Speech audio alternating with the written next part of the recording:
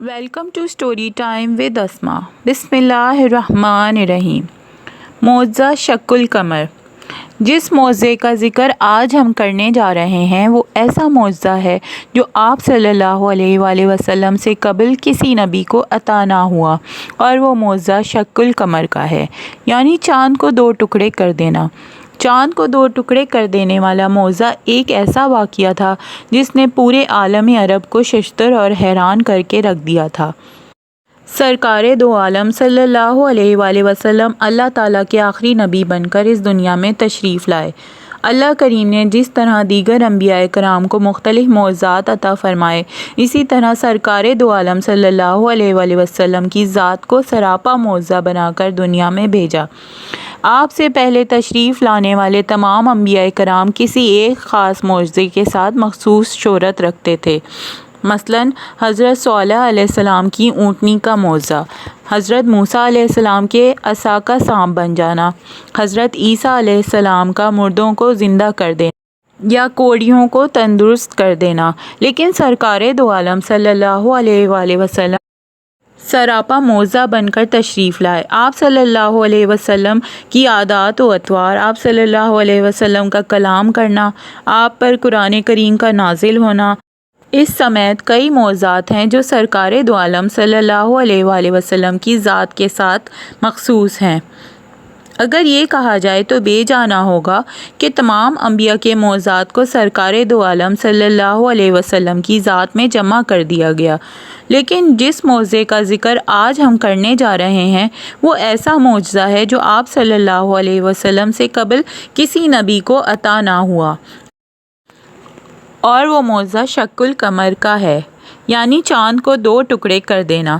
چاند کو دو ٹکڑے کر دینے والا معجزہ ایک ایسا واقعہ تھا جس نے پورے عالم عرب کو ششدر اور حیران کر کے رکھ دیا تھا، اور اس کی اہمیت اس لحاظ سے مسلم ہوگی کہ اس معجزے کی تصدیق کے لیے خصوصی طور پر اللہ کریم نے سورۃ قمر کی آیات طیبات نمبر 1 سے لے کر 3 نازل فرمائیں، جس میں اللہ کریم نے ارشاد فرمایا: ترجمہ: قیامت قریب آ گئی ہے اور چاند شق ہو گیا، اور اگر وہ کوئی نشانی دیکھتے ہیں تو منہ پھیر لیتے ہیں اور کہنے لگتے ہیں یہ بڑا زبردست جادو ہے۔ ضیاء القرآن، پارہ نمبر 27۔ اس صورت کا پس منظر تحریر کرتے ہوئے ضیاء القرآن جسٹس پیر محمد کرم شاہ الازہری تحریر کرتے ہیں: کفار آئے روز ایسے معجزات کا مشاہدہ کرتے رہتے تھے جن کو دیکھنے کے بعد کوئی سلیم الطبع انسان حضور کی رسالت کا انکار نہیں کر سکتا تھا، لیکن عقل کے اندھے ان کو جادو کہہ کر ٹال دیا کرتے تھے۔ آخر کار ایک رات ان کی فرمائش پر شق القمر کا معجزہ دکھایا گیا۔ مکہ کے سارے باشندے مینا کے کھلے میدان میں حاضر تھے۔ آسمان پر چاند چمک رہا تھا۔ سرور کائنات صلی اللہ علیہ وآلہ وسلم نے انگلی کا اشارہ کیا۔ اشارہ کرنے کی دیر تھی کہ چاند کا کرہ دو ٹکڑے ہو گیا۔ دیکھنے والوں کو یوں محسوس ہوا کہ اس کا ایک حصہ پہاڑ کے اس طرف اور دوسرا دوسری طرف چلا گیا، پھر وہ آنن فانن جڑ گیا۔ کفار یہ دیکھ کر تصویر حیرت بن گئے۔ ان کے پاس حضور کی رسالت کے انکار کا کوئی عذر باقی نہ رہا۔ ابو جہل بولا کہ یہ بڑا زبردست جادوگر ہے، اس کا جادو آسمان پر بھی اثر کرتا ہے۔ ضیاء القرآن، جلد پنجم۔ بعض لوگوں نے شق القمر کی ان آیات طیبات کو قیامت کے وقوع کے ساتھ جوڑنے کی کوشش کی، اور انہوں نے اس کی تشریح و تفسیر میں یہ بیان کیا کہ دراصل یہ قیامت میں پیش آنے والا واقعہ ہے جس کی طرف قرآن کریم کی آیات میں اشارہ کیا گیا ہے۔ لیکن کثیر احادیث ثابت کرتی ہیں یہ شق القمر کا واقعہ حضور اکرم کی حیات طیبہ میں ہوا تھا۔ تفسیر ضیاء القرآن میں تفسیر قرطبی اور روح المعانی کے حوالے سے یہ بتایا گیا ہے کہ یہ واقعہ ہجرت سے 5 سال پہلے وقوع پذیر ہوا، اور پھر اپنی اس بات کی تصدیق میں کثیر احادیث طیبہ بھی ذکر فرمائی گئی ہیں۔ شق قمر کے واقعے کی تصدیق کرنے والی احادیث کو جلیل القدر صحابہ کرام سے روایت کیا گیا ہے، جن میں سیدنا علی المرتضیٰ رضی اللہ عنہ، حضرت ابن مسعود رضی اللہ تعالیٰ عنہ، انس بن مالک رضی اللہ تعالیٰ عنہ، جبیر بن مطعم رضی اللہ تعالیٰ عنہ، حضرت ابن عمر رضی اللہ تعالیٰ عنہ، عبداللہ بن عباس رضی اللہ تعالیٰ عنہ قابل ذکر ہیں۔ بخاری و مسلم میں ایک حدیث مذکور ہے جو حضرت عبداللہ بن مسعود رضی اللہ عنہ سے مروی ہے کہ رسول کریم صلی اللہ علیہ وآلہ وسلم کے زمانہ میں چاند درمیان میں سے شق ہو کر اس طرح دو ٹکڑے ہو گیا تھا، ایک ٹکڑا پہاڑ کے اوپر کی جانب تھا اور دوسرا نیچے کی جانب تھا۔ حضور اکرم صلی اللہ علیہ وسلم نے کفار کو بلا کر کہا کہ میرے اس معجزے کی گواہی دو۔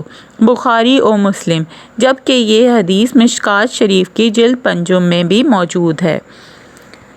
نبی کریم صلی اللہ علیہ وآلہ وسلم کے دست مبارک سے چاند کے دو ٹکڑے ہو جانا ایک ایسا حقیقی واقعہ ہے جس کی صداقت میں کسی کو شک و شبہ کی گنجائش نہیں۔ اس واقعہ سے متعلق روایات کو راویوں کے ایک بڑی جماعت نے بیان کیا ہے اور ان کے واسطے سے بے شمار محدثین نے ان روایات کو نقل کیا ہے۔ علماء کرام کے نزدیک یہ صحیح روایات ہے اور تواتر کی حد تک پہنچی ہوئی ہے۔ اس کو بخاری و مسلم سمیت کئی محدثین نے اتنے زیادہ ترک سے نقل کیا ہے کہ اس میں کہیں سے بھی شک کا گزر نہیں۔ لیکن سب سے بڑی بات یہ ہے کہ خود قرآن کریم نے اپنی آیات طیبات سے اس واقعہ کی صداقت کی گواہی دے دی، کیونکہ اگر اس واقعہ کو محض قیامت کی نشانیوں کے ساتھ جوڑ دیا جائے تو پھر وہ آیات ذکر کرنے کی ضرورت نہ رہتی جس میں کفار کی طرف سے کہا گیا تو یہ کھلا جادو ہے۔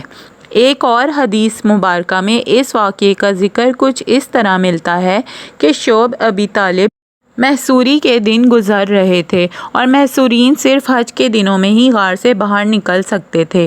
مقاطعہ کا دوسرا ساتھ چل رہا تھا اور حج کے ایام تھے۔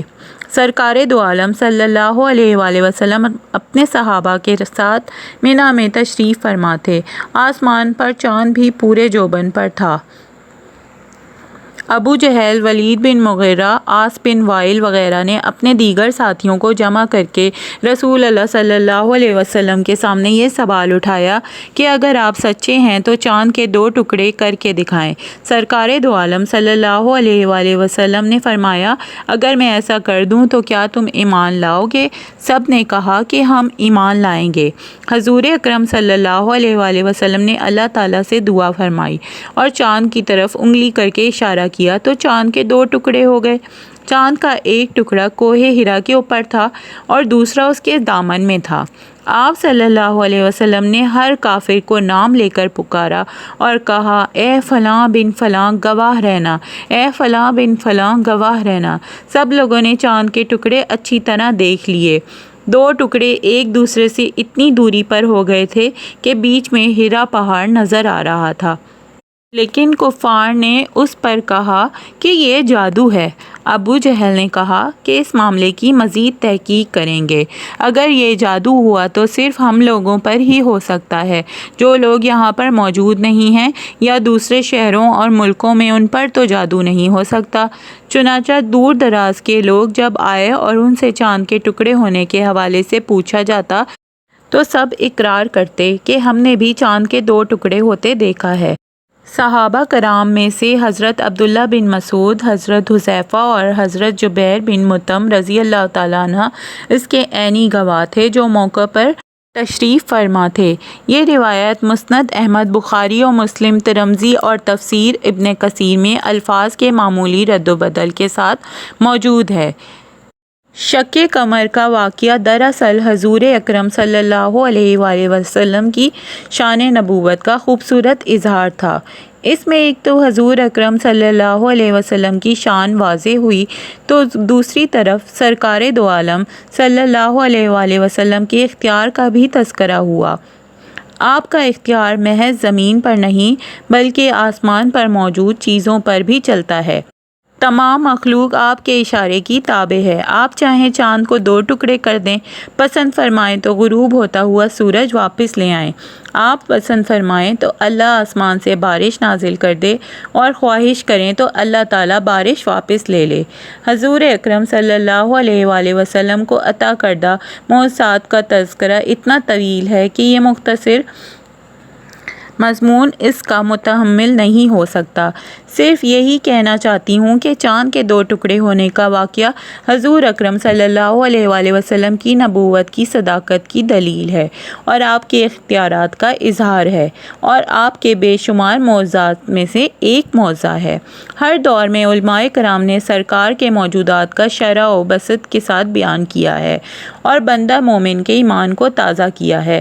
اللہ کریم ہمیں آقائے دو عالم صلی اللہ علیہ وآلہ وسلم کی محبت عطا فرمائے۔ جزاک اللہ۔ اگر آپ کو یہ تمام معلومات اور یہ واقعہ پسند آیا ہے تو please like, share and subscribe my channel. Thank you.